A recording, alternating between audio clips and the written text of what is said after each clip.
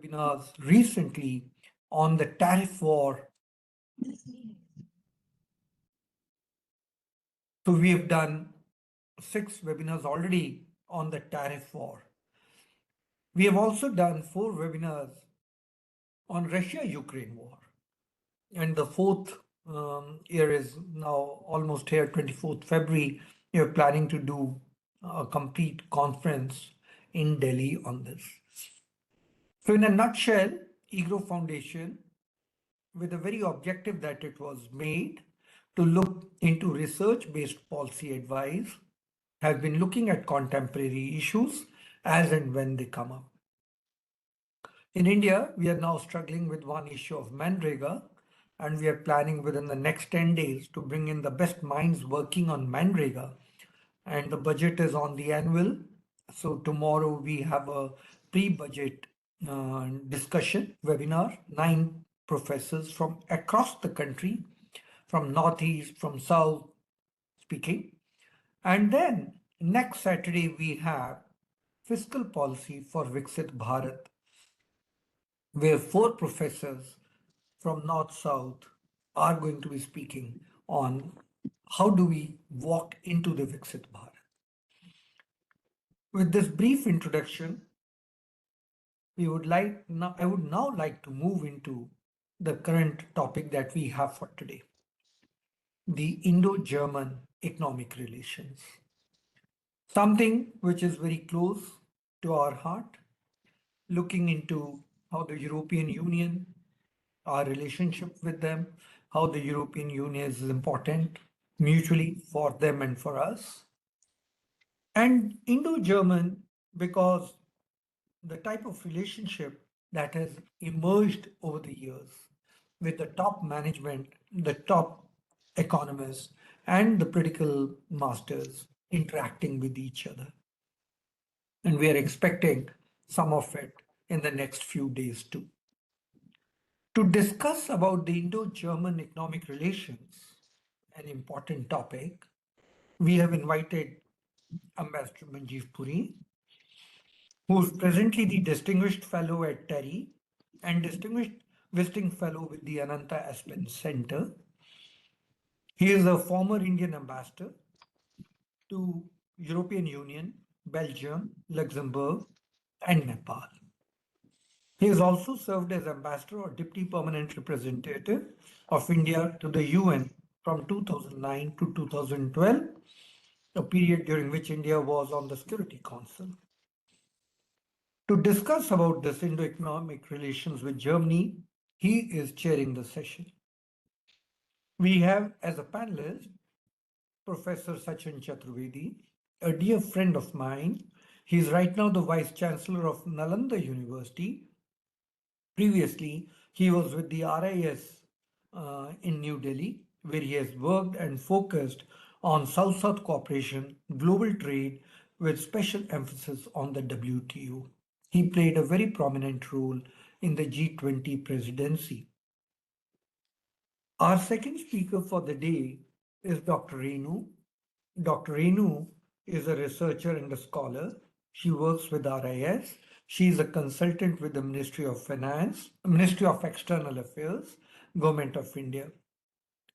Her research areas are European affairs, and she has a PhD thesis on Russia-Ukraine war and Russia-Ukraine relationship. So when we have this on 24th February, we are inviting her to deliver a keynote address over there based on her research, thorough research. Our third speaker is Dr. Roland Haas. He is a serial entrepreneur, researcher, mentor for startups. He is in Bangalore, and in the academic circles, he is very well known and has an interaction with many professors. He is an adjunct professor at the International Institute of Information Technology, Bangalore. He is the co-founder and CEO of ARI Solutions, a deep tech startup in AI. His teaching and research spans a wide area of topics, including artificial intelligence, data science, physical systems, cybersecurity, automotive software technologies, and information management. And very important that we have him with us because many a times I wonder how are we going to use AI given that we are a young demographic country? How are we going to ensure that even in the short term, it does not displace jobs? So, very important that he is with us. Our last speaker for the day is Dr. Florian Taube. He is the head of entrepreneurship, RKW Competence Center in Germany. With this brief introduction, I will now hand over the session to Ambassador Puri to take the proceedings further. Over to you, Ambassador. Professor Charan Singh, thank you very much. Are you all hearing me clearly? Yeah. Uh, Thank you very much and wish everybody a very happy new year and a great 2006. I want to thank you, Professor Charan Singh, for inviting me once again to your EGROW webinar sessions. I was delighted to learn that there is more than 300 of them. Time kind of flies. And I've been very happy to be part of your journey and heartiest congratulations to you. What an achievement. Tremendous. Herzlichen Glückwunsch zum neuen Jahr, mein Freunde von Deutschland. Ich bin sehr fröhlich, sehr gut, Ihnen hier zu sehen. Don't mind my showing off a little bit of German. I spent a number of years in your country. In fact, you guys, perhaps, let me challenge you a bit. I have 2 children born in your country. Not many people, or German diplomats and others, can, meet that kind of, let me say, achievement. So I have a special relationship. I've served in both West Germany and in the unified Germany, which is a bit of a special thing, but it so happens it's my age. When I joined the Foreign Service, there were 2 Germanys, East and West, and I served in West Germany, and I was the coordinator of the first time that India was a partner country at the Hanover Trade Fair in 1984. So I have an old relationship with Germany. I was ambassador to the European Union. So, in some senses, stressing the fact that Germany is a locomotive, perhaps number one, of the European Union, I chose instead of black, yellow, and red to wear blue today. Just to make that little point, because I'm sure that's the point that Chancellor Friedrich Merz will also make, even while speaking about Indo-German relations when he visits us. Because you are this integral part of Europe, and I'm leaving Brexit and the British out of the whole thing, and I think that's particularly important. I want to say I'm also delighted to see Bangalore represented here in a very strong way. And I dare say that this is a coincidence. Professor Charan Singh, let me tell the world where you belong to and your old friendships with Bangalore. But I want to tell everyone something else. Karnataka, as a state, has some very special relations with Germany. I think one of your major foundations has its head office there, Hansidel Foundation. Among other things, Karnataka has a police cooperation arrangement with the state of Bavaria. And in various ways, from years gone by, Pune and Bangalore have been 2 major centers of German operation, even though the headquarters of the Indo-German Chamber of Commerce are in Delhi. But, you've been tremendous, and what should I say, Michael Bosch, who else should I name? Now all the new ones, Florian, the non-profits that you all are involved in, Roland, the academic work that you're doing, startups. We've always spoken about the Mittelstand and the importance that Germany brings to Mittelstand that it has given it, which is translated in our terms, the small and medium enterprise. But the names that we talk about are huge, big global giants. And that's the nature of the game. The two stand strongly intertwined and a lot happens. So we look forward to hearing from all of you. I want to also welcome, of course, my old friend Sachin, now donning a truly high polluted academic hat, Vice Chancellor of one of our national universities, Nalanda. I'm glad, Sachin, despite all this antiquity, you continue to remain involved in stuff of today and taking life better for everyone. Very, very happy to see you here and a happy new year to you. And Renu, So delighted to see a young person. Believe me, all characters like me are all, I don't want to say past, but in a sense, that's a fact, you know. And it's all of you need to propel these relationships further. I also want to make a couple of simple points here, and then, I would say we have about 75 odd minutes here. I believe that it would be very nice if we could leave about half an hour for questions. So I would request all of you try to limit yourself to 10 to 12 minutes. And then we take some questions, some interactions. I have lots to ask you also. We're talking about economic relations. We all know this story. Uh, After the late 70s, when we had a bit of a rupture with the Americans, we asked Coca-Cola to leave and IBM to leave. Germany became India's largest trading partner and continues to be the largest trading partner in the European Union. It's no brainer that it is so. It's also perhaps one of the largest investors in this country in various investments that many people don't even recognize as German investments. They've been here from such a long time and they're so integral to our economy and our society and the way things move. I also want to point out something very which I've noticed simply because I have an interest, I have friends and so on there, that after many, many years, there is now a sizable Indian community in Germany. And I'm not talking about those who are involved in academics, Indologists, or somebody who has got some business relationship here or there, but people who are very similar to those doing H1B kind of work in the United States, those who are doing tech work. Our IT companies are strongly active in Germany, all across the country. And there's a lot happening with India and Germany across the board, including in areas which have grown in India over the last 20, 30 years. We also have strong academic research. Every one of your universities knows us well. I don't want to go into how the IITs were set up and what you did. So that's tremendous. But before I stop, I want to draw attention to everyone to something which I think is critically important, which is institutional arrangements to strengthen economic ties.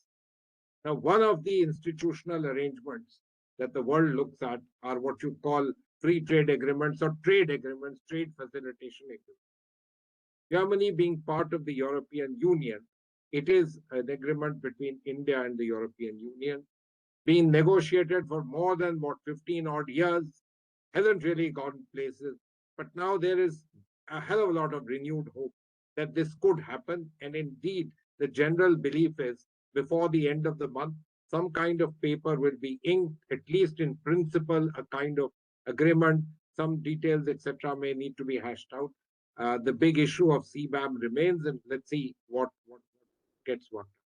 But there is another agreement which we have segregated and taken out. And, Sachin, you are familiar with this. Uh, for a variety of reasons, in India, trade and investment don't get treated in the same silo. They're part of different ministries. I don't know the answers to all that, but that's the way it is. And in my understanding, it's the investment agreement, which is perhaps the much more important element where I'm not sure much work has been done. There will be a chapter on investment in the free trade agreement, but that's much more minuscule. Facilitating investment.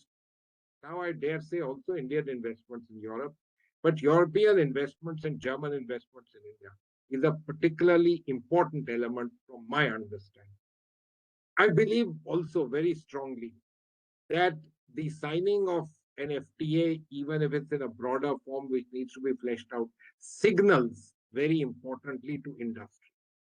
It signals to the world not just that India is a large economy now poised, if you all don't mind, by the next year to overtake Germany as the third largest economy in the world. I don't know how that feels, friends. That's not the way I grew up, but I'm very happy and proud. But I leave it to you. You're still far richer than us, goes without saying, and so on. We also have collaborations on the political front, the group of four for UN reform, G20, and so on and so forth. That's a different matter. But I believe the visit of the Chancellor is perhaps the most important political element and ironing out several issues which may be pending on our issues vis-a-vis the European Union. We all know that the Commission is a bureaucracy of its own, but let's also not underestimate that the most important member states and Germany, certainly being the most important of them, call their own shots in their own way. After all, the German mission to the European Union, for no rhyme or reason, it's not the largest. It is by far the largest for that very reason. And the kind of influences that get born on all of this are important. The European Union, however, is a union. Decisions do get taken by consensus or in some ways getting everyone together. So there are bureaucracies and politics there to be done. But the visit of the Chancellor is important. And before I end, I'll say one more. I think it's also very important to signal to the European German businesses that India is an economy which has always been an economy which has been a liked economy by German industry, but is today an economy which is growing braces. I would love to use the word preferred economy. I think that would be much for an academic seminar. We know the Germany's relations with China, Germany's relations with the Americans, and I'm not talking about the United States or even Great Britain. Those are facts. And we also in India need to be a little cognizant of facts. We often are very happy blowing our own trumpet. The important thing in all of this is that we are a country which is growing and therefore in a position to provide, in terms of the delta, a great deal of and hence a country of interest. And I leave it to all of you to flesh this out, say what you want to hear from all of you. Me too, it would be a big learning experience. So if you all agree, may I ask Dr. Chaturvedi to begin and him say what the way he looks at this scenario, the way he looks at things heading out. And then we'll turn to Florian, either you or Roland and Renu, and then one of you can end up and then we'll take some questions. If that order seems okay with you, could I hand over the screen to whether Dr. Sachin Chaturvedi? Sachin, the screen is yours.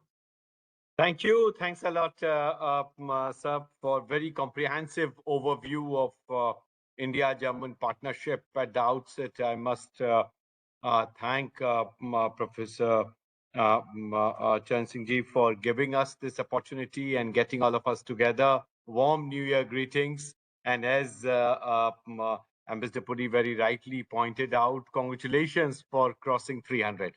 It's really amazing number.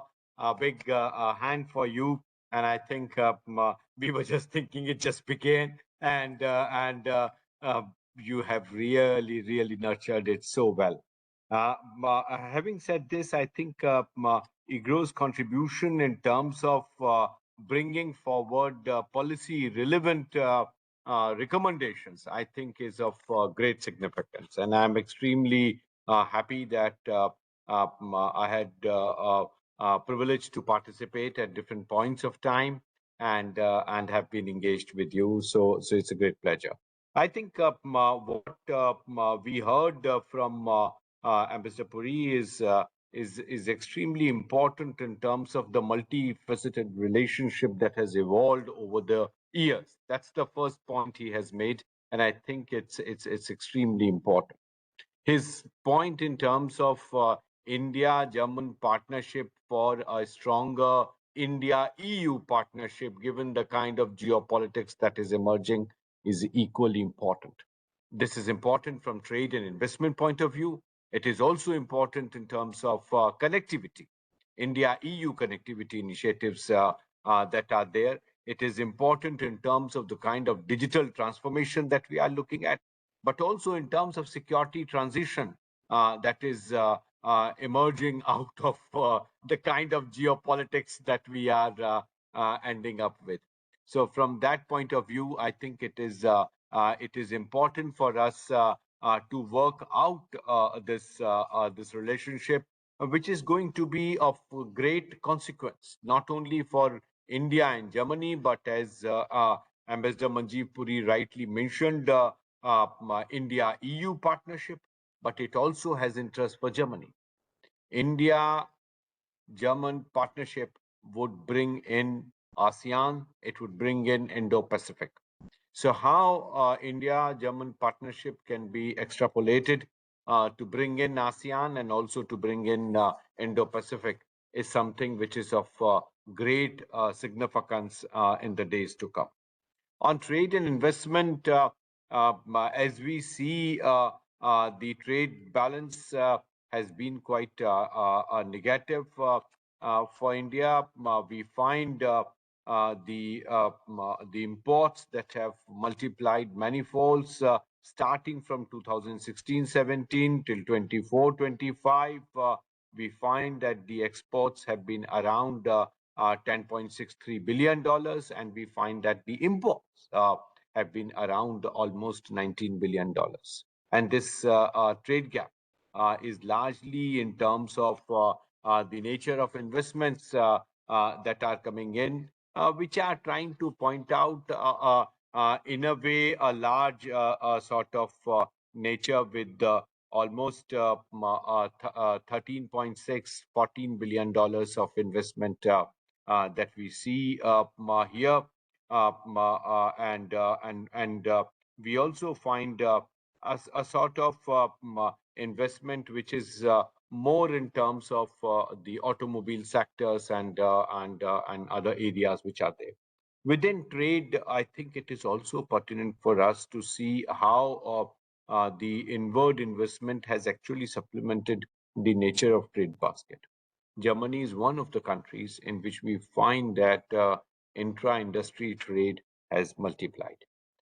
When I was at RIS, we had done a study on bilateral relations between India and Germany, and we had found how the investments from Germany have actually accentuated imports in India. The investment and imports both were happening together.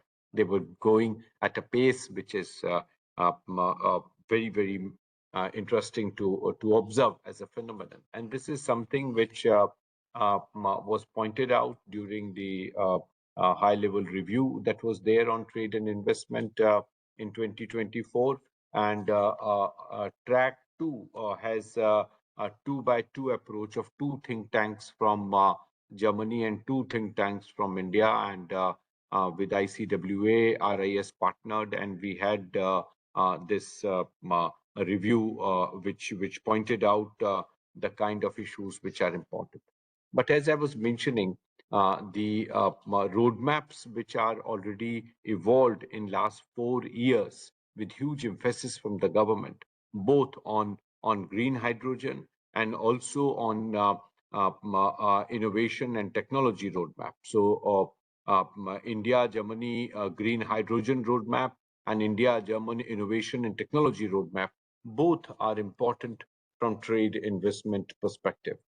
The third one, which is emphasized in the roadmap, is the technology. So trade, investment, technology, all the 3 dimensions are important. With Brexit happening, finance and Frankfurt has occupied a greater importance. We find that insurance and reinsurance for export cargoes are now happening from Frankfurt to insurance and reinsurance agencies. This is important initiative because the Green and Sustainable Development Partnership requires greater now counter guaranteeing measures which are needed. As India and Germany go for 75 years of diplomatic relation, more comprehensive reviews are coming up for 2026, and I think it is the most appropriate time. I think EGROW Foundation has thought of getting all of us together to discuss this. There are 4 verticals in which I see this relationship, Ambassador Puri. First and foremost, at the multilateral level. We find that at multilateral level, both the countries have worked together in the G20. Given the fact that the presidency has ended up with the US, EU, and India can partner together in shaping the kind of narratives that are needed. And we do not want any kind of rocking the boat. India also is presidency of BRICS this year.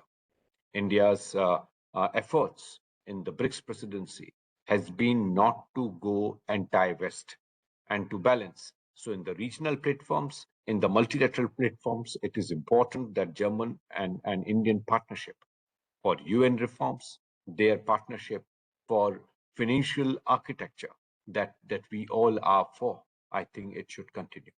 The second vertical is in terms of our partnership for the initiatives that are there. ISA and CDRI are Indian initiatives for which Germany has extended support. But green urban mobility is something that GIZ and BMZ have focused on. It's part of some of the urban development roadmap that is there. But this is also important in terms of how German aid to India, which is growing consistently, one of the largest development cooperation partners, I think is also going forward in terms of how we bring in governance, which is my fourth vertical.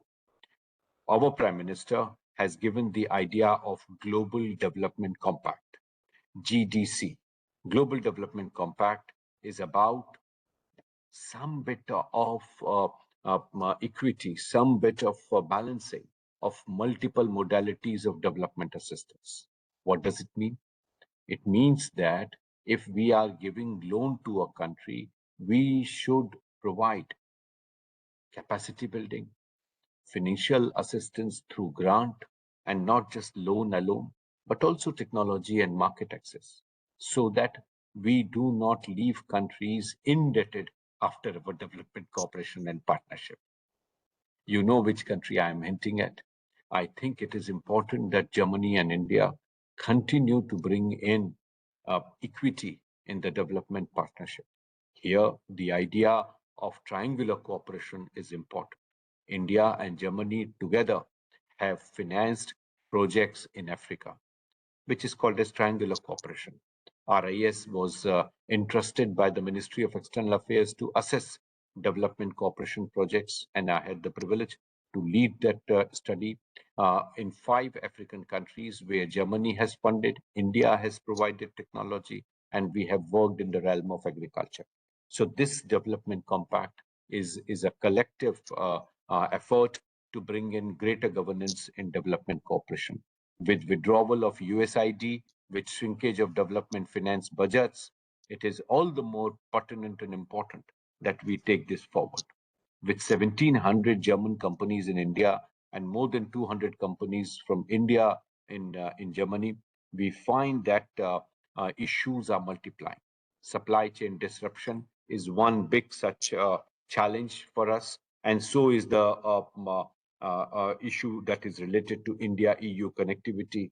And as I said earlier, Germany can play an important role, both in terms of finding out the new roadmaps like the IMAC, India, Middle East, Europe Economic Corridor, which is giving us the bandwidth that it needs in terms of identifying our colleague at RIS, Ambassador Amar Sinha, led that discussion, and I think has provided multiple issues in terms of identifying those dimensions which are of key significance when we look at coherent India-EU strategy.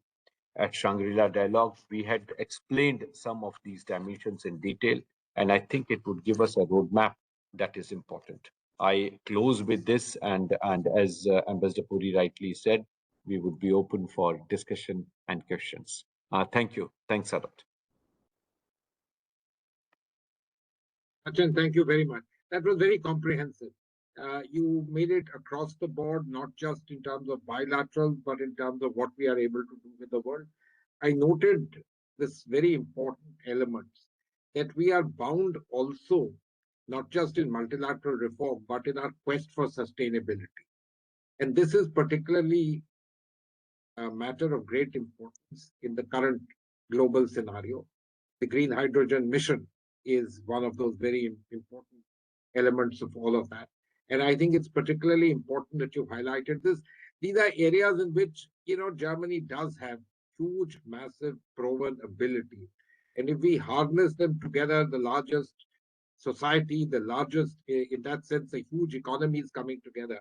Much can be made of that. We've done well in the past, but it's the time for even greater acceleration in taking things forward. So, Sachin, thank you very, very much for that very good and exhaustive across the board explanation. Roland, can I take to you? Can I turn to you, sticking to academics and laying a sort of groundwork in academia to all of that? What would be your take as a German, but someone who's now based in India, knowing the Indian scene, sitting in the Indian Institute of Management in Bangalore and looking at all of this? We'd love to hear from you what your perspectives are. Yeah, sure. So thank you for having me. It's really a big pleasure to join this webinar. I was looking forward to it. I would like to look at different aspects there. So there has been always a strong academic relationship and collaboration between Germany and India for many decades now. And it has been very fruitful. We know that, institutions collaborating with each other.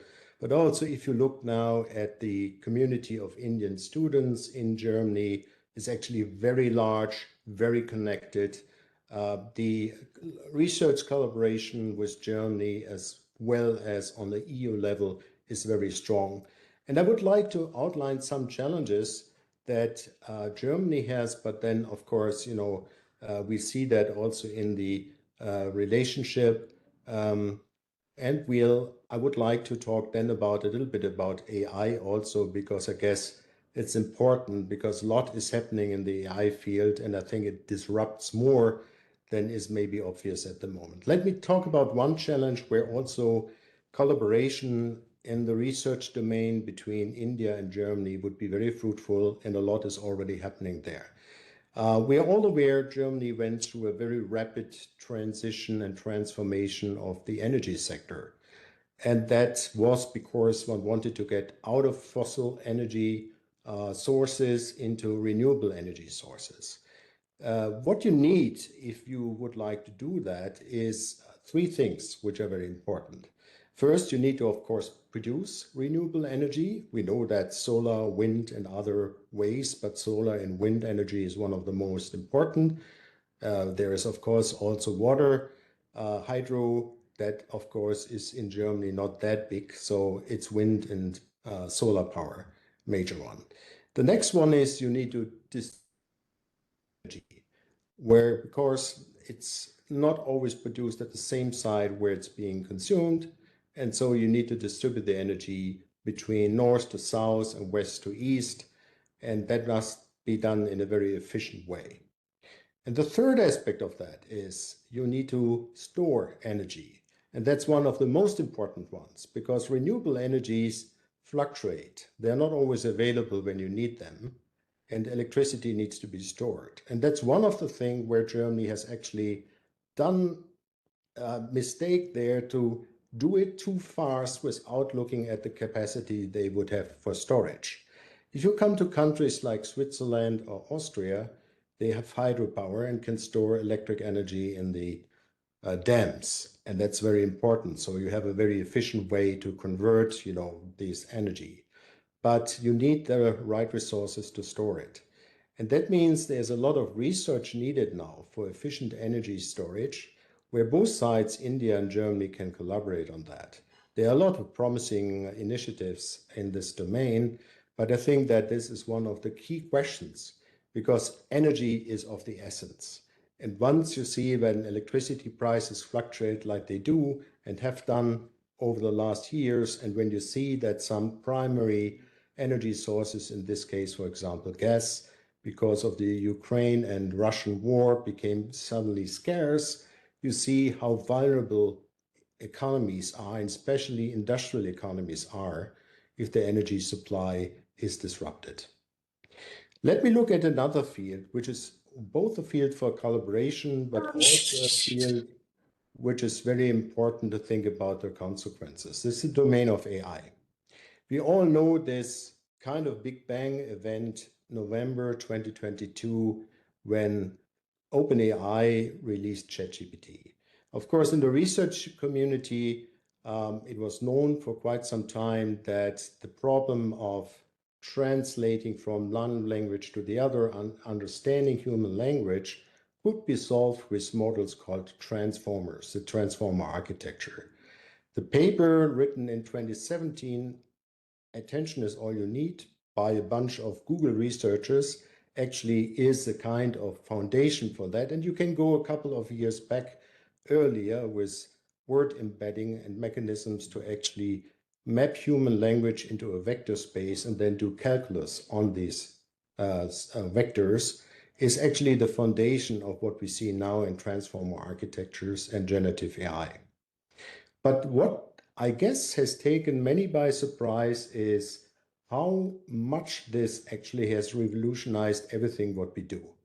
From companies that now start, doing a lot of things with Gen AI that were taking a lot of time before, writing a marketing report, writing a report, doing a little study. This can be automated to a large extent, doing, research, finding, sifting through a lot of different papers, understanding the papers, and then kind of preparing a report on that can be done. Writing texts that are distributed and disseminated efficiently, up until even support for research today. And in the education field, it has also revolutionized. AI has really revolutionized things. Now you really have to check, is the program written by the students or was it an AI that has written the program? And it is not that easy to check that anymore. We don't know where it all will take us, how far this AI can go. But I would like to give you one caveat where we already see that in Germany, and it's seen also in other economies too. The recruiting of young graduates has gone down in a significant way. People don't like to talk about it a lot, but it is actually really happening. And to such an extent that there's no subject, no discipline actually that is taken out of that equation where this doesn't have an effect already. In some areas, it is already massive. In other areas, not that massive. But in my own field, computer science, I see that already, that because certain things can be automated and programmers who just start, they need a lot of time to get into the topics, to understand the domain and do these things. Now, a lot is actually supported by AI, and actually companies have become hesitant to recruit people. Why this is a problem is because in many cases, students have taken a loan, they've built on the plan that they will be able to repay whatever time they took to get their graduation, their certificate. And all these plans now in a timeline of 4 years, in AI time, 4 years is an eternity. Things are moving so fast. So for many who have started studying a particular subject and suddenly seeing that this subject is really fundamentally disrupted by AI, and that what was certain maybe just a few years ago to get the job in this domain is not certain anymore. Now, this is something where society, economy, but also countries have to come to terms with what that means. And it's only one facet of that, because we not even have talked about robotics and higher automation and how this impact will be on Industry 4.0. Let me look at one thing now. AI is a topic at the moment, from my perspective, running myself and a deep tech startup in AI and several other companies that have a certain percentage of AI built into the products we are actually doing. What I see is that we should not be a consumer of AI. Both Germany and India have to be the ones who also create new AI. There's a lot of research going on. There's a lot of industry impact it has, as I explained, but we see it is too much a game now where the US is dominating and China is dominating.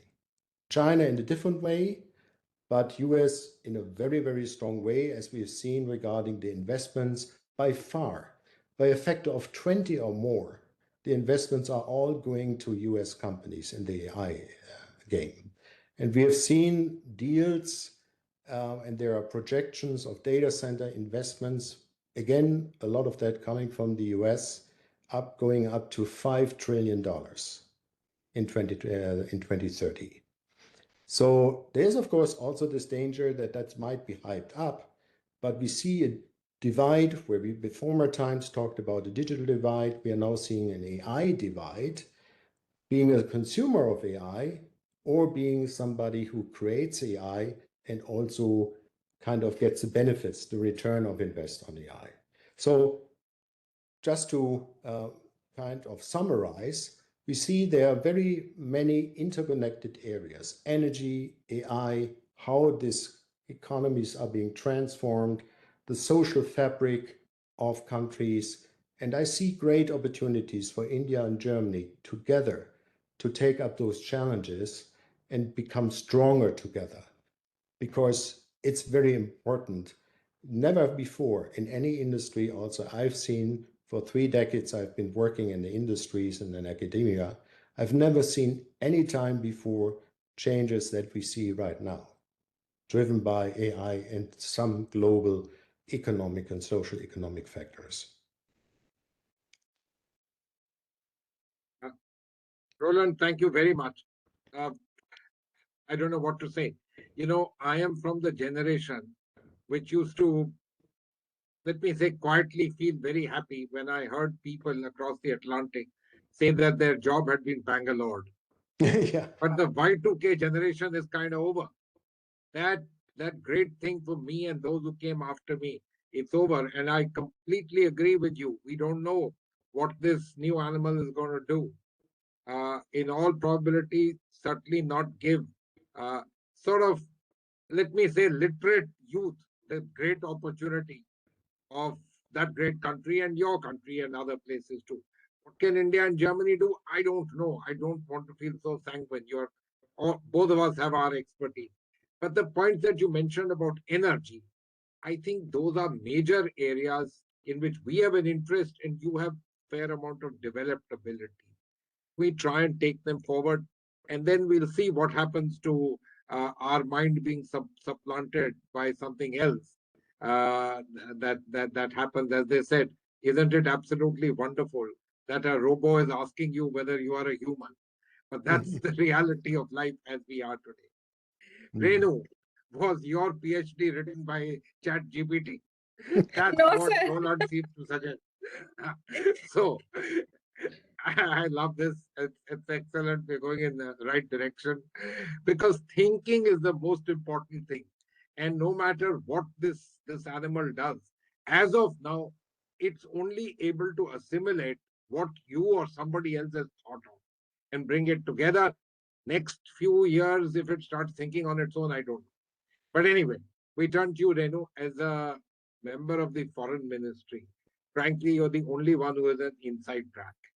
And if you are able to share something nice with us, something that makes us more educated than the other guys writing outside and making all kinds of guesses, we'll be very grateful to you. Screen is yours, and you have 13 minutes.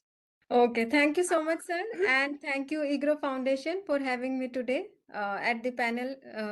And thank you, my esteemed panelists. And I would like to start with the background of India-Germany relations and how they started their energy cooperation, and now how they have reached to the green energy transition cooperation. So I'll start with my slides. Next. Please go ahead, Renu. Yes, sir.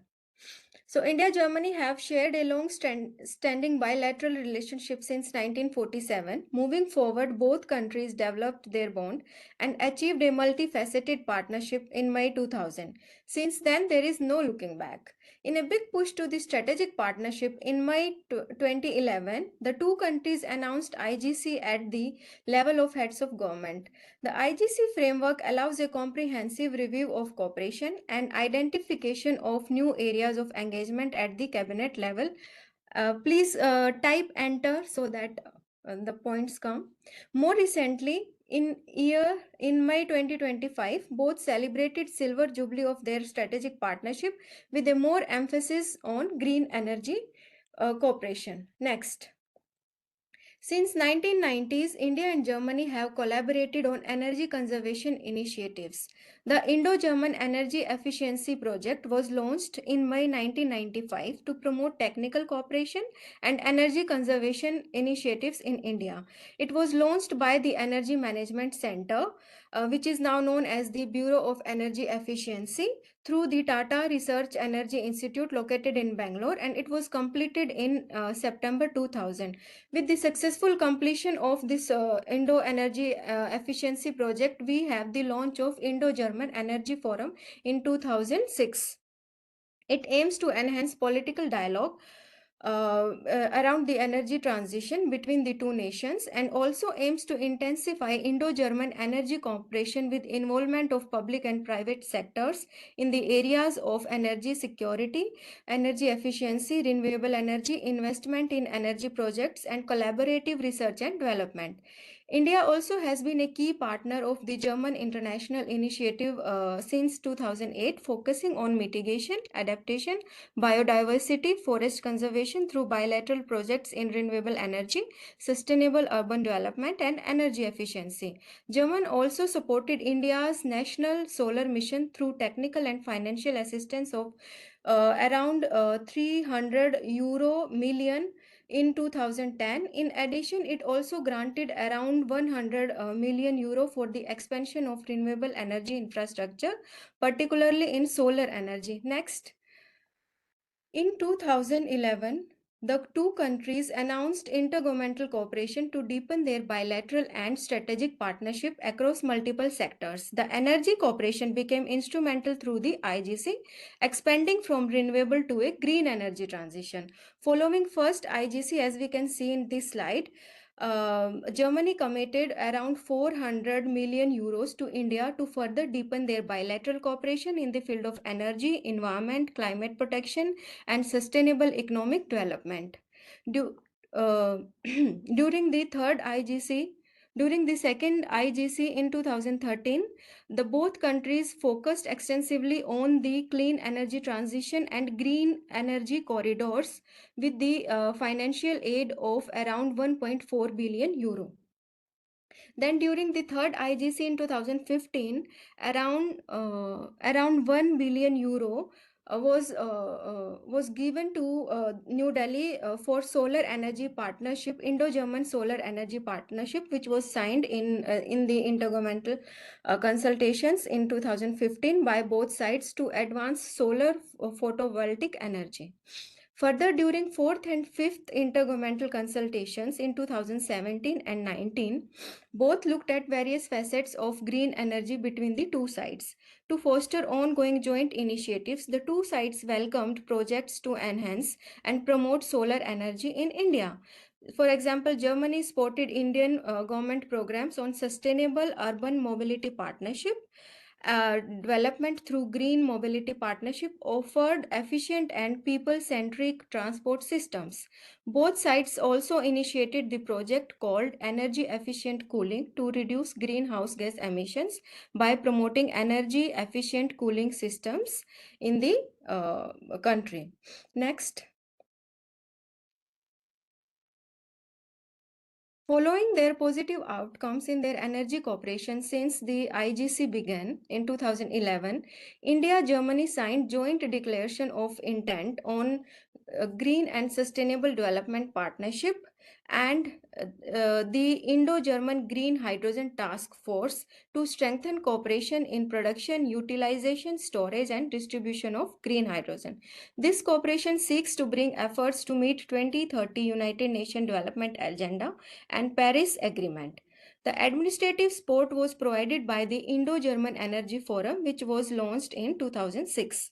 So it was divided under 4 sub-working groups: plant engineering and production of green hydrogen, quality infrastructure and legal framework, finance, insurance, industry and trading, transportation, storage and consumption. Next. The major significance of this collaboration was the trade of hydrogen and its derivatives such as green ammonia or green methanol, which have a wide industrial and agricultural application going beyond the energy. So subsequently, given the positive outcome of the Indo-German Green Hydrogen Task Force in 2022, both governments proclaimed the launch of Green Hydrogen Roadmap during the 7th IGC in October 2024. So this roadmap supports India's green hydrogen production and export goals. This partnership focuses on trading hydrogen and its related products, for example, green ammonia and methanol, which are crucial for clean energy and have a wide industrial and agricultural application going beyond the energy. The Indo-German Energy Hydrogen Roadmap is crucial in achieving Berlin's carbon neutrality by 2045 and Delhi's commitment towards carbon neutrality under the 2015 Paris Agreement by 2070. Next. So, to strengthen their green hydrogen task force and roadmap, both countries are working towards enhancing their national goals. Germany launched its national green hydrogen strategy in June 2020 with a budget of around 21 billion euros. The country revised its strategy in July 2023 to take the global leadership in green hydrogen technologies. This time, the target for green hydrogen electrolyzers was increased from 5 gigawatt to 10 gigawatt by 2030. In addition, the estimate green hydrogen demand was raised to 95 to 130 terawatt hours and acknowledged the requirement to import 1.5 million tons to 3 million tons of green hydrogen by 2030. In terms of connectivity, it aims to build a pipeline network of 9,040 kilometers throughout the country, which is expected to be operational by 2032. For importing green hydrogen from India and other countries with which it has a strategic partnership or green hydrogen partnership, Germany has developed a port in Hamburg expected to be operational in 2026. Similarly, we have announced National Green Hydrogen Mission in January 2023 with a budget of 19 crores rupees. Through this mission, New Delhi aims to become a global hub for producing, using, and exporting hydrogen and its derivatives like green ammonia and green methanol. In pursuit of sustainable growth, it aims for Atmanirbhar, self-reliance through clean energy transition targeting net zero emissions.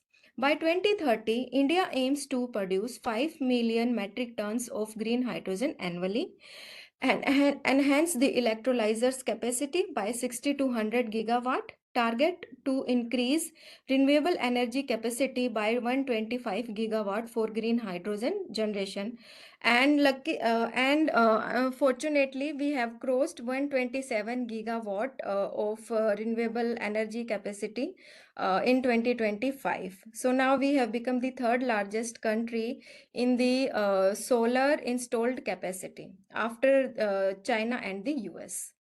So India's ambitious green hydrogen mission goals have definitely played a significant role in boosting Indo-German green hydrogen initiatives and reflects how Germany's commitment to green hydrogen cooperation with India was accelerated, by signing this Indo-German Green Hydrogen Task Force in 2022 and Indo-German Green Hydrogen Roadmap in October 2024. Now, all these task force and roadmap from there is a significant transition from energy relation. Now we are talking about the green hydrogen.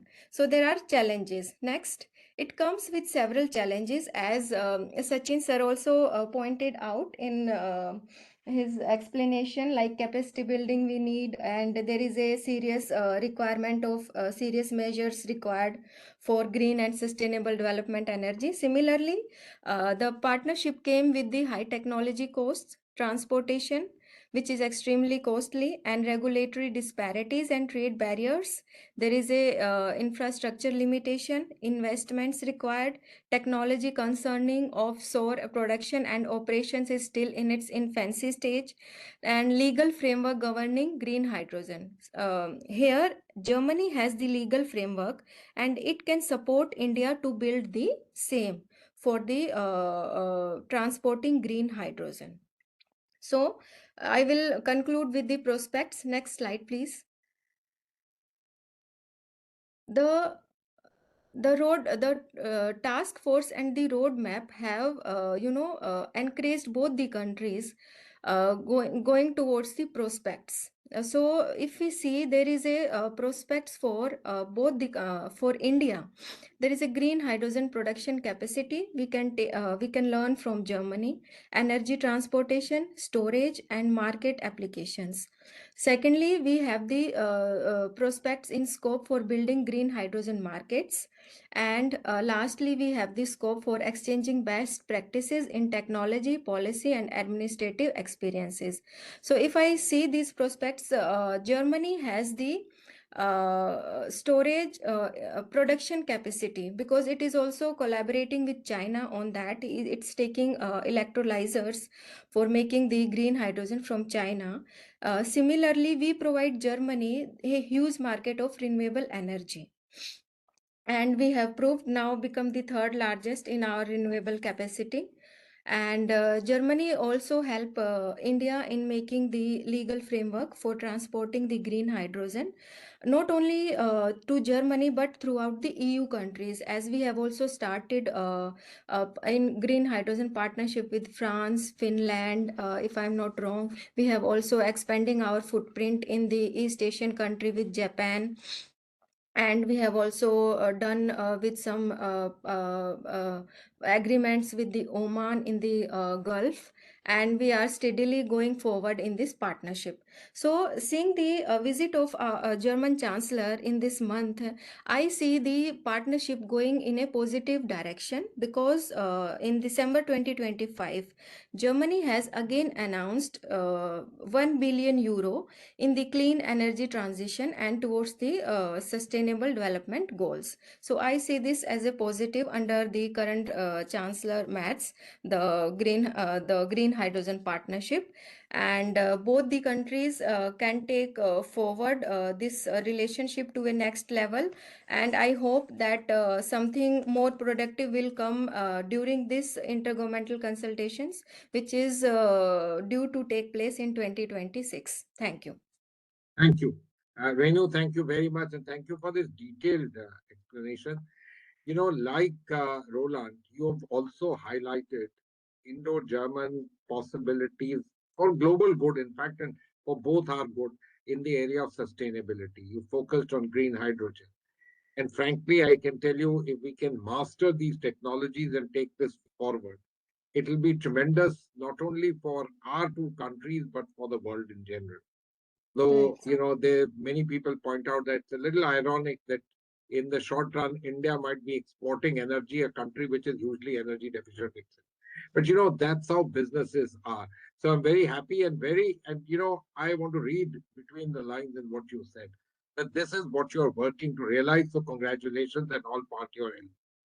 Thank you, Well sir. done. Thank you. Thank you. Florian, here's some good guys who are working without having an interest on profit, but for the profit of global gain, of human gain, of two countries and their people. So again, based in Bangalore, a place which, you know, has been in various ways that place from where innovation has been incubated in India, innovation has taken things forward. Many of this has happened. And so has it happened in your country, in Germany. Tell me, what do you see are possibilities that you think we should actually focus on? Be more specific for the chancellor's visit and for the near term, because I think that now, let's say at balance, two of the five largest economies in the world need to do much more with each other. So, Florian, the screen is yours. Yeah, thank you very much for inviting me, for having me on this panel, and Happy New Year also from Frankfurt, from Germany, to all of you, wherever you are based, mostly in India, I guess. Let me start with a little personal note. I'm now heading the entrepreneurship group at RKW Competence Center. Actually, we don't have an English website. We are very much focused on the German economy. Most of our activities are in Germany right now, hence we don't usually translate this.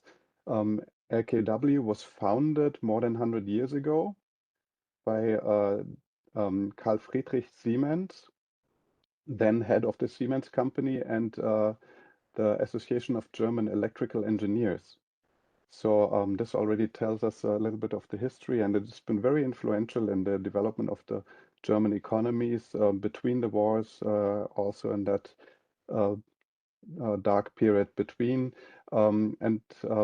We're still focusing on the initial mission, that is supporting the Mittelstand, small and medium enterprises, but also larger Mittelstand companies. Some would even call Bosch a Mittelstand because it's a family-owned company, but it has hundreds of thousands of employees. So Mittelstand is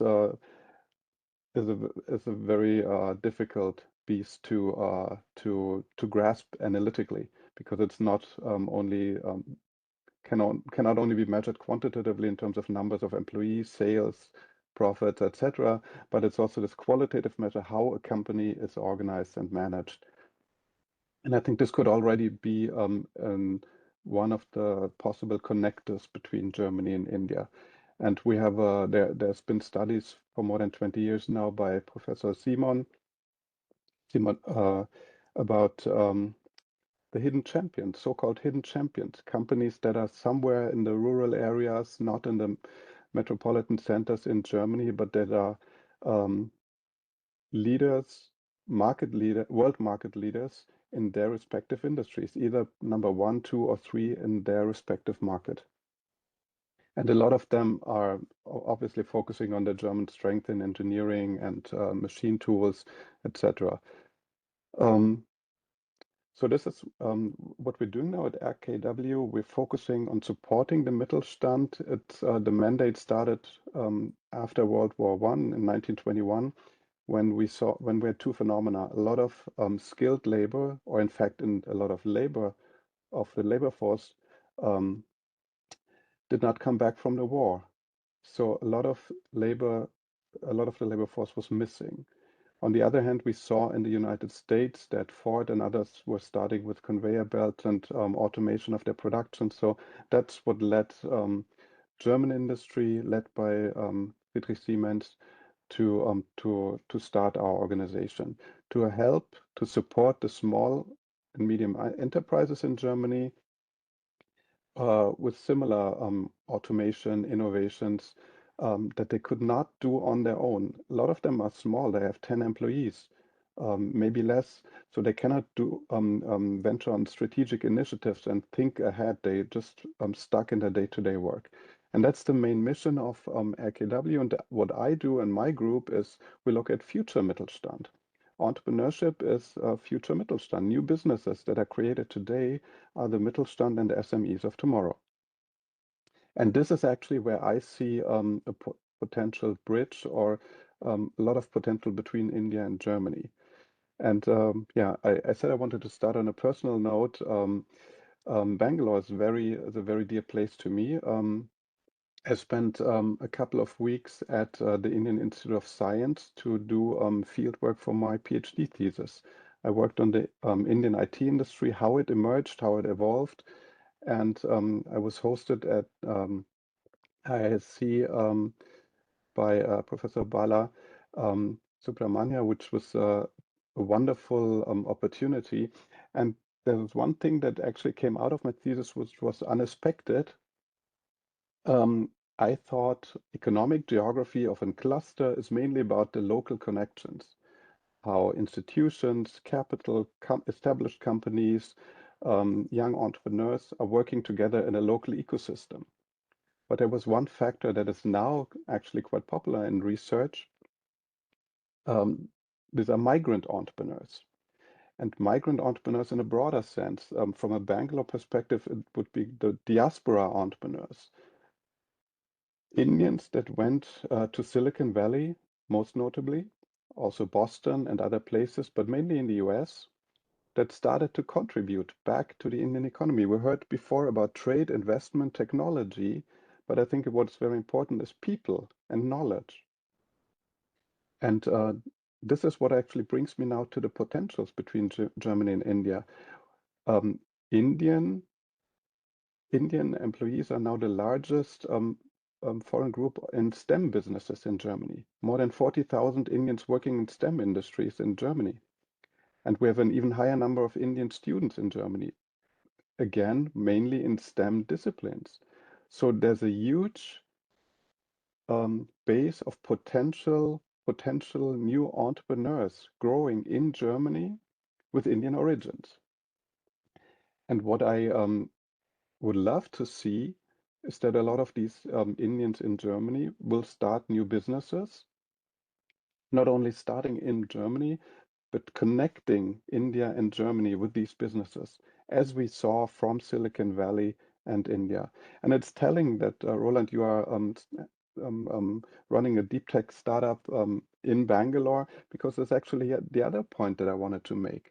It's not only, we heard a lot of the contributions, the aid that Germany gives to India, German project, what we can learn from Germany. I think in the startup area, there's a lot that can be learned from India or Germany. If we look at the number of unicorns, companies that are valued at 1 billion euro or dollars, we have, depending on the count on the studies, I think a good number, a fair number is about 120, 130 in India, and 100 less in Germany. There's about 20 or 30 in Germany only. Of course, the population of India is much larger, but with the base of all the IITs and other related and similar institutions in India, there's really a lot of potential to scale companies much faster than in Germany. In Germany, yes, we are part of the European Union. It's a huge market with it's bigger than the United States, but it's not as homogeneous as the United States. We have so many different languages, like in India. But in India, English is much more common as the lingua franca that bridges state boundaries, state borders. In Europe, that's still a problem. If you start a company in Germany first and then want to expand to international markets, be it France, Spain, or the United States, you then need to go to add another language. So the potential of the European Union market for startups is a bit less than that it is for American startups or Indian startups. And this is where the Indian-German corridor comes into play again. I mentioned to Dr. Charan an initiative by the German Ministry of Economic Affairs to support university-based startups. And there are 10 consortia that are funded in Germany now. And they all have the mission to build international links. And a lot of these consortia are looking for India. They're looking to bring Indian students into German startups.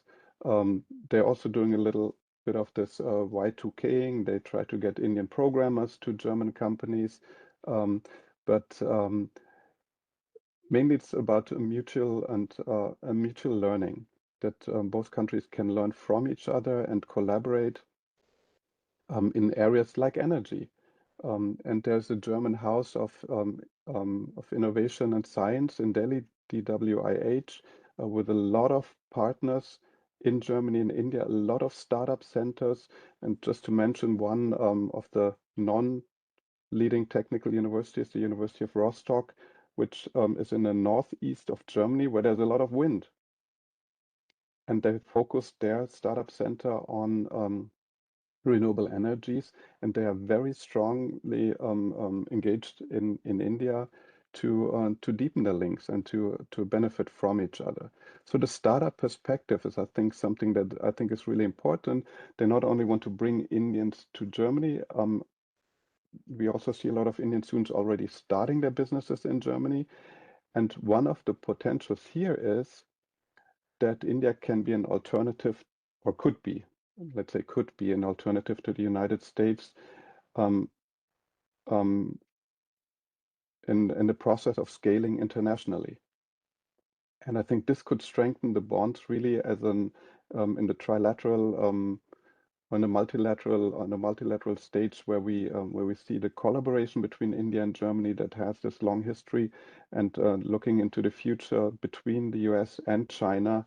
Um, I could I hope to see a lot of these international scalings from, let's say, Indo-German startups um, in into India and maybe beyond as a stepping stone towards the South and Southeast Asian markets, because I think there's a lot of untapped potential, and especially in this focus on engineering capabilities, where also my organization comes from. There's a lot of positive scenarios that can be deepened, and I think I should stop here and. I'd Thank like you. to thank you again. Florian, thank you. This is very important. Working in an organization which actually is involved with the Mittelstand in Germany and this business of startup cooperation, I must say, I find this to be very interesting. Indian diaspora investing back, why not? It can't be a monopoly only of those who cross the Atlantic Ocean. And, this is again another very fine idea, very good. So, as I see it, among all of us here, some of the areas which have been hugely flagged are sustainability, startup, of course, multilateral as well as bilateral cooperation, energy. These are some of the big areas, not surprising areas, but areas in which much can be done. Now, I want to open the floor. We only have about 10 minutes to everyone. Whoever wants, please sort of, I don't know how Vivek, Charan, you will focus on this. But there was Mr. S.N. Singh, I think, made many observations in the course of our webinar. Are you somewhere there, sir? Can you switch on your camera? Mr. S.N. Singh. No, it's just a quiet entry into the chat box. Okay. So the screen is open. Who would like to ask anything from our expert panel?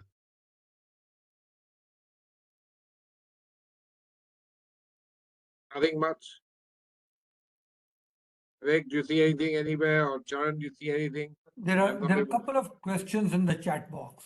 Yep, I'm sorry, I'm not seeing them. That's why I asked. I can read out to you. No, there are very good questions. Please, please, There please. is a Mr. there's a S.N. question Singh, from he was the person I mentioned.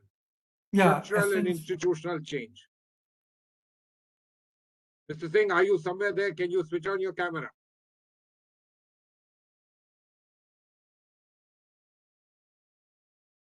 Essence Singh is not switching, but here is from Dr. Yogita. Yeah, How please. global supply chain realignment has strengthened Indo-German economic relations. That is one, I thought, a very good question. Yeah. And then there is another one, and that is, I think, from Essence Singh. That is Yogita. Yogita, you want to ask your question yourself? Yogita, why don't you switch on your camera? Come on. Yeah. Please Thank go you ahead. so much, sir, for giving an opportunity. That is my questions, which because I have a couple of questions also particularly asked for Renu ma'am as well as sir, answer, because this is the things which we are economists should be think about. The global supply chain, which is the alignment, has strengthened Indo-German economic relations. If so, and what condition? Because we have many collaboration with 4.0 of what ma'am is telling, Indo-German collaborations and all.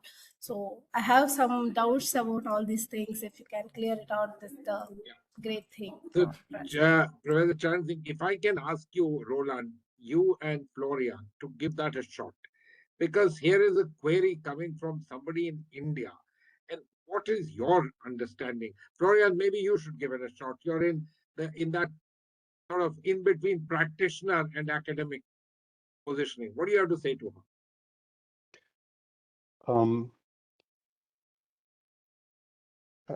I think this cooperative idea is something that's really important. how we support new businesses in Germany is by bringing together different actors in an ecosystem. And this includes policy, this includes chambers of commerce, this includes technology centers, universities, and also established companies. So Mittelstand meets startup is one of the topics that's currently quite popular in these entrepreneurial ecosystem perspective. And I think this is something that does not have to be limited to local or regional or national. I mean, the corporates that are involved here, the Mittelstand or corporates, include companies like Bosch and Siemens. They also work with startups, and Bosch and Siemens, by the way, are the largest patent holders in many domains. As far as I know, in AI, but with Siemens energy, also in renewable energy, I guess. But I'm not an expert in this, so I think this cooperation. We should, as we delve deeper, look more into different segments of potential collaborations between different types of actors. And this could be Indian academic institutions with German corporates that are already there, and precisely for this reason, that's why a Bosch and an SAP are in Bangalore. But this could also be startups and startups, or startups and Indian universities, or Indian startups and German universities. I think there's a lot of nuanced perspectives on these collaborative Roland, would you potentials. like to add something? I just want to highlight what Florian also already said. This most important thing is the ecosystem around it. And ecosystems can also supplement each other. So the Indian ecosystem is different in terms of also startups than the German ecosystem. And it's very crucial that all the factors are there for an ecosystem to work. If you just take one out, for example, the financial part, the ecosystem won't work so far. If you don't have the academic side where the research is being done, the ecosystem will not work as well. If you don't have the customer, the markets. So if you combine those ecosystems bilaterally, I think that will be much stronger, and that is something one should go for. Florian, let me say something to you on this. This is not dissimilar to the idea of standards and so on. Historically, India has been much more comfortable working with European standards, European way of doing it. Now, what has happened is that in the areas of startup, especially financing, etc., many of the ideas that have got imbibed, and for good reason, are either transatlantic or they are London oriented. You've not been players there. You have to understand your largest bank, Deutsche Bank, based its entire business of doing business out of London till something else happened. So these are kind of facts to all of this, which is why the Indian system has grown in a slightly different way, taking a different kind of, let me say, inspiration. While you have your own, and Germany is very special, of having inculcated a Mittelstand ecosystem for now over a century. So there's something very special, but we should learn. I think that's the big point that Yogita is making, and Mr. S.N. Singh also made the point. Let's cooperate on building not just these taxonomies, but building the ecosystems, learning from each other. And I think there's much that we can learn, because there's a kind of comfort here in India of working with the systems from Germany. I saw Dr. Manuela asking a question about students. Are you there, Dr. Manuela? So just ask, not there. It was something about who would support the students, if I'm not. And Dr. Singh, are you now back, or are you still? I not can. I prefer. Yeah, Dr. Manuela, please. Don't switch on your camera. Just say your question. Yes, theoretically, in this moment, it's a one problem about students, about in Berlin, about Indian student, about visa. It's refuted the visa. What thinks about this challenge? And this is my about my, information about these problems. What she know did important for us.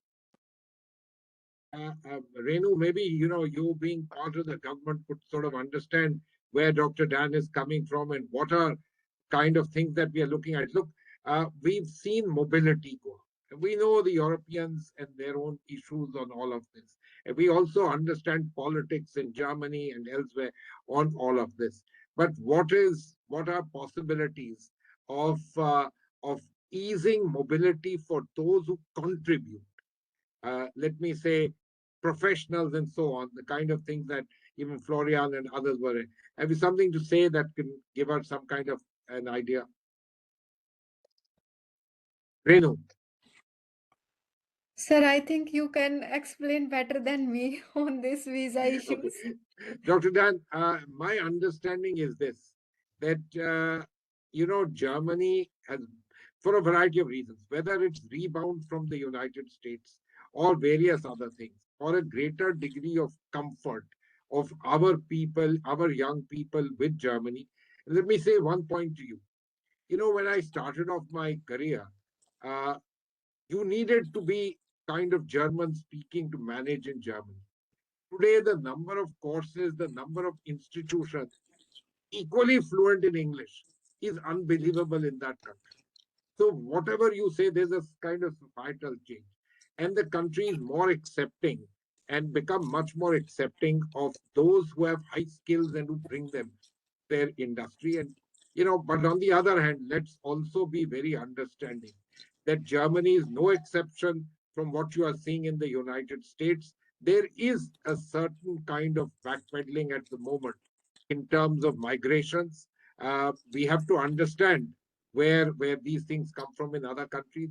We may have our views on the matter, but rising nativism is not something which is peculiar to the United States and President Trump. But in Germany, for example, a party called AFD has done phenomenally well. And while the entire spectrum of the mainstream political parties rail against them, well, people have seriously voted from them. And these are matters that we need to look at. But your points are important. And I hope, Charan, in your understanding and your conversations with the government would bring about the issues that professionals from India have an interest in Germany, in the European economy. But what about, kind of both facilitation, reciprocation, and so on and so forth? That's important to all of this particular thing. I see a very interesting question about Hitachi. Gujarat is entering into a collaboration with Bosch in Germany. Dr. Dinesh Kapadia, you want to say what you're writing here? Not there. Is there someone else? Mr. Singh, you are still not available?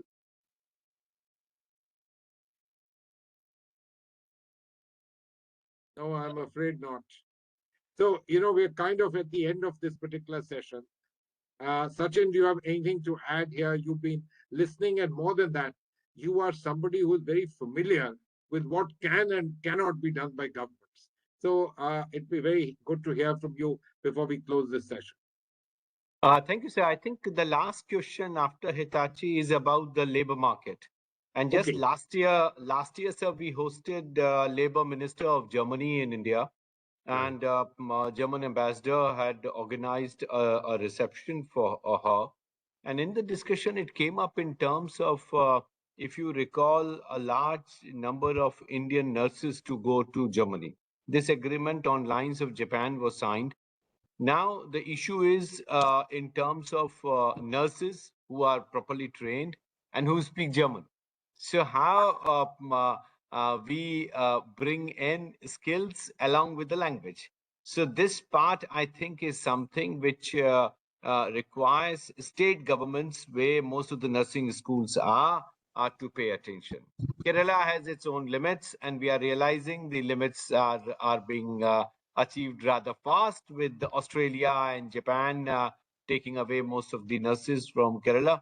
So I think other states have to take that up as a task, both for the quality and standards that are needed in terms of the human resource movement under care and nursing particularly, but also the language. And I think this is not just confined to nursing, but also for n number of other service providers who are required in Germany, like, for instance, the health assistance that is needed, the hospital management that is needed. And Germany has come forward to get human resources for those kind of activities. So I think our skills and language, so both are needed to be seriously addressed by state governments. Sachin, I think that's a very important point. I think a very important thing which you underlined was the fact that, look, there is interest in the two in terms of people movement. But you need capacities, you need skill developments. We need to focus on that aspect, and we also need to try and see, can we manage to plug the skill gaps, let me say, if they are there as far as Germany is concerned. So, Professor Chansing, we are coming to the end of our time. Let me try and summarize all of this. It's very important that Chancellor Merz is coming to India. I would reiterate that there are two sides to this whole thing. And I don't want to go into this business that, rebound from President Trump and America and this, that, rebalancing for both India and Germany. Let's leave that out. I mean, so what if there's rebalancing? If you can do things for your own benefit, you stick to that. Who did it and why did it happen? How does it matter? What are the 2 or 3 areas which are important? One is, without doubt, issues which are bilateral. Critical among them, and these are outside the EU's purview, what Germany does in India. Without doubt, a country which is still a larger economy than India. I want to make this little point. 27, 28, we might become a larger economy than Germany, but today they are larger than us. An economy larger than us, far richer than us, and technologically very superior and very solid in fundamental energy, fundamental industrial base, the kind of thing that we are looking at, Atam Nirbhar Bharat and stuff like that, manufacturing. They are critical partners. They've not just been partners just like this in the past. They are important partners, and we need to reach out. We need to make some effort. They too need to, on their side, recognize that we are a country of interest. They've had their China syndrome. They are at 5 times trade volumes with China than they are with us. They're United States. But, to keep their momentum up, we are a major country globally, a country of interest. And so we hope we'll be able to see this. What are the areas? Sustainability, without doubt. Energy, sustainability, if I can say, 2 sides of this coin. AI, Professor Haas, you are very good at what you said. I don't know much about it, and I'm not sure where we are on all of this, because a very interesting concept, part of all this business to do with any kind of coding, AI, etc., is at the end of the day, if you will agree with me, and I'm saying something very simplistically, AI has made English the language of choice. It's not that Germans don't speak English. But this is something very interesting, again, which is happening in all of this. In any case, medical sciences, biotechnology, each of these areas are areas that we should look at and focus. And then, Sachin, thank you for drawing attention to much bigger and broader things. Whether it's the Indo-Pacific, EU, Germany, etc., their interests, our role and position in that, that's particularly important. Both of us being strongly invested in global governance, in multilateralism. It's not just the G4, but it's cooperation at the UN. It's cooperation on the UN FCCC. What do we see and what can we get out of all this? So I see in all of this. And then finally, we haven't used this word Ukraine and Russia here, but we must. In some senses, in the last few years, much of perhaps action on India, Germany was also in some senses predicated with what's happening on Ukraine, the Germans feeling that they are in the forefront of this battle and thinking the Russian, or having been made to think that the Russians are against them. There are a number of issues to that.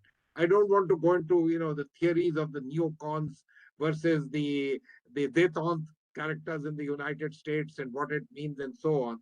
But if there is some possibility of all of that coming down, and I know European expenditures on national security, the Germans in the forefront, would take away a lot from possibilities here.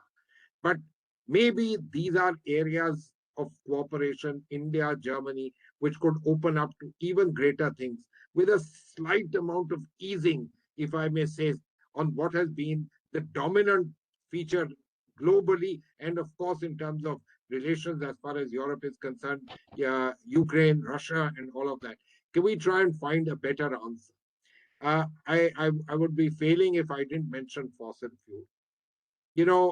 For all the tightening that's been done by the Europeans, Germany included, in some senses, Germany took a very hard hit by the sanctions against Russia. It took it for its own political reasons.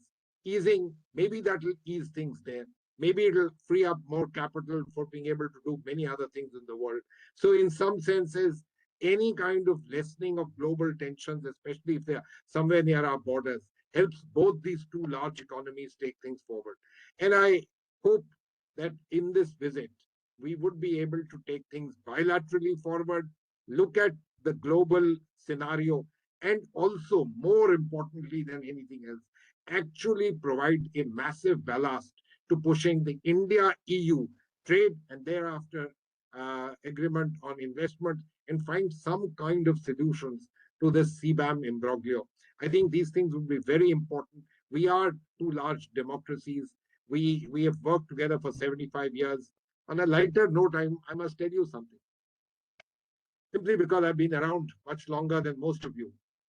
At the end of the Second World War, India was one of the countries, being a victor, member of the Allies.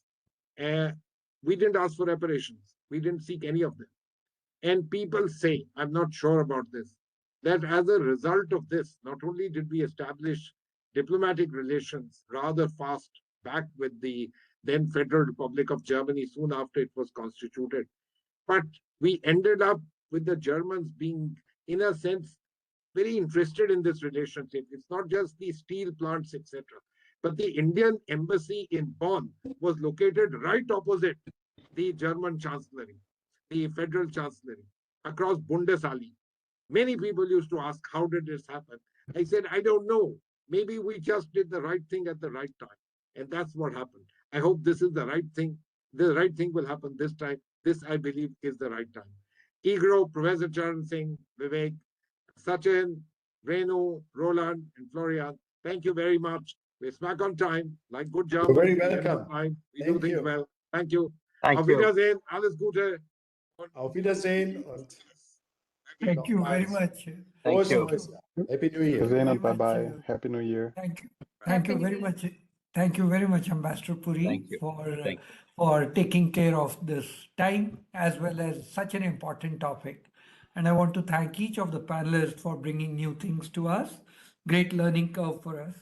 I want to thank Professor Sachin especially because he brought in the labor thing, very, very important.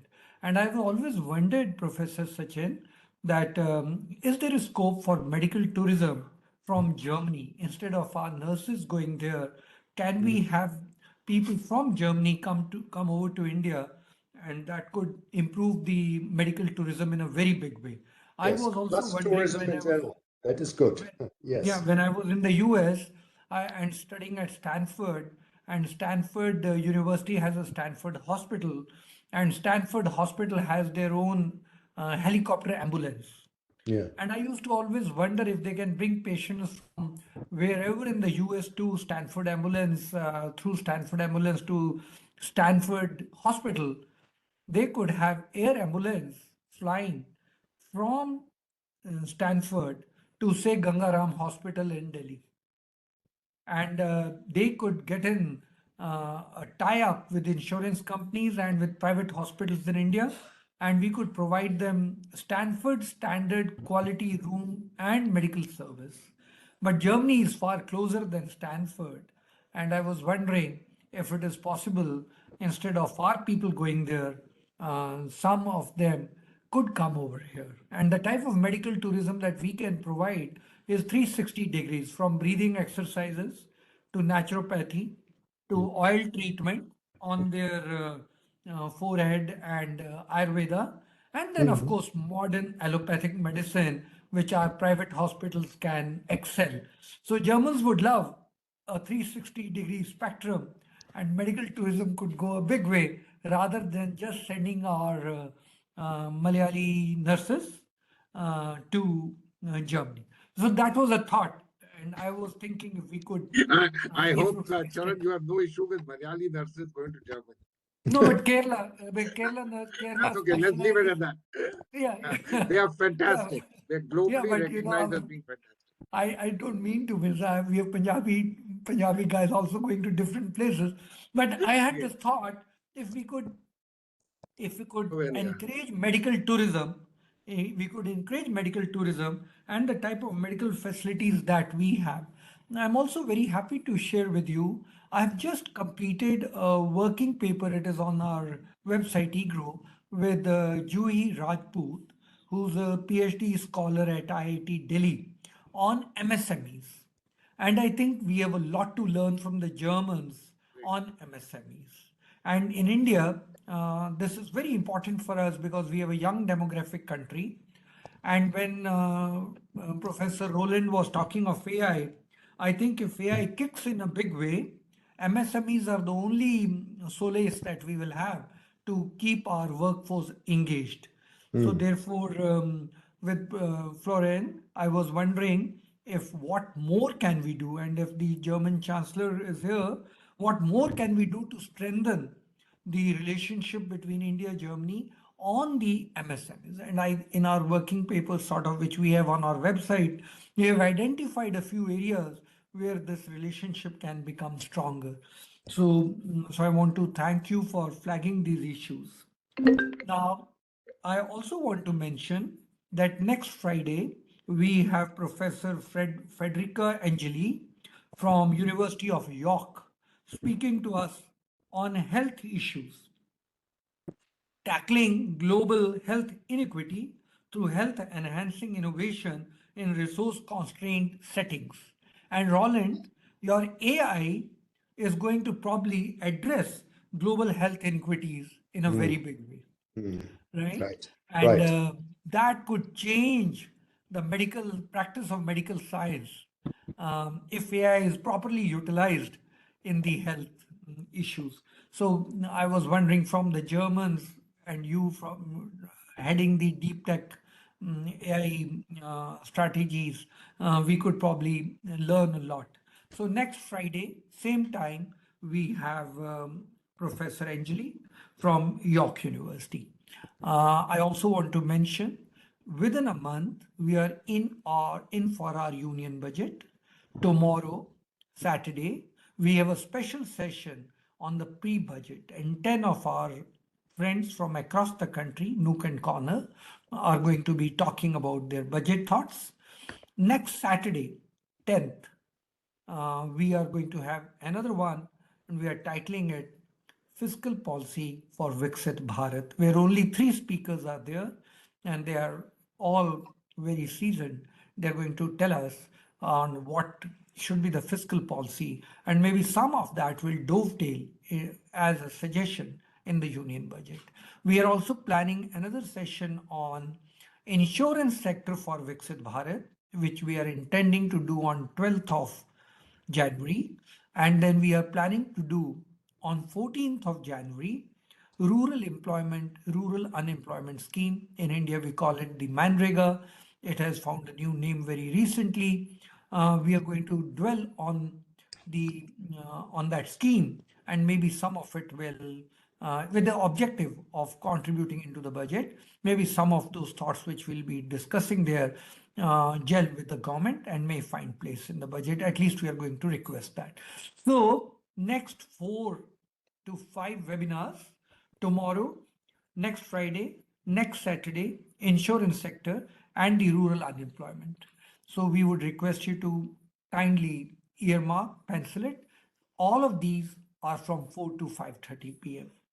We would request each one of you, if you can join us in those deliberations, contribute or at least benefit. Once again, let me thank Ambassador Puri and the panelists for being with us and sharing your valuable thoughts. We look forward to the Chancellor's visit, and we at EGROW hope these deliberations contribute towards the deliberations which the top political bodies political people are going to have between our two countries. With that, let me wish you a great weekend and look forward to seeing you tomorrow and next week. Thank you. Thank you. Thank you. Thank you, sir. Thank you. Thank you. Thank you.